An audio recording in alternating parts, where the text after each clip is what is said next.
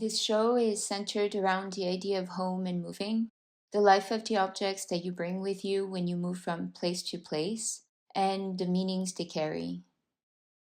The key starting point for this series was my discovery of a Korean still life genre called Munbangdo, which means scholars study painting, and it developed in late 18th century Joseon Korea.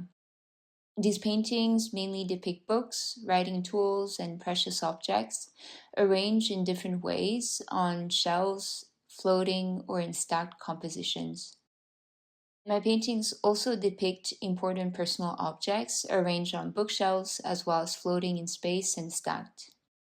In my research, I was surprised to read the word scattered used to describe the Munbangdo paintings, and I was inspired to include it in the title of my show.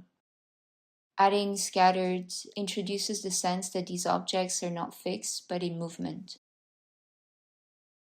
Usually, my paintings feature an alter ego, kind of like a guide that brings you into these different worlds. You see her in the kaleidoscope portal painting, for example. And that painting is inspired by a view from above a food market in Seoul, where I wanted to turn all the colorful sun parasols into a portal. But in this new series, I started thinking of the alter ego as a spirit that also moves through objects themselves and animates them.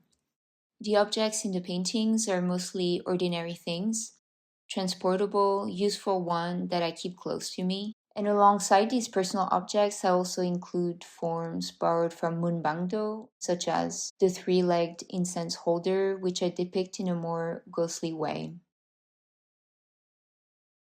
I was drawn to the way these objects in Korean still life painting often seem to have an anthropomorphic presence beyond their function.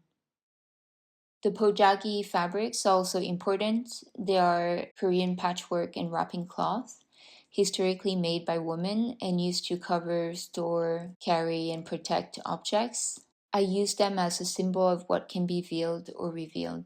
And I like how 𝘴𝘤𝘢𝘬𝘴 allows for asymmetry, variations of shape, and multiple color compositions, while still creating an overall sense of harmony. That logic really echoes how I think about composition and color in this new series.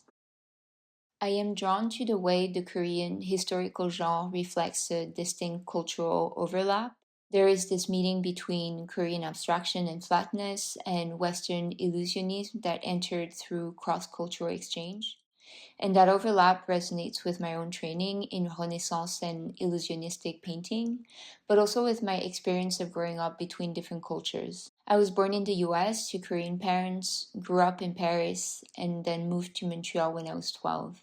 That experience of moving between contexts really drives me to create alternate worlds, more dreamy and surreal juxtapositions where different visual traditions and parts of myself can coexist.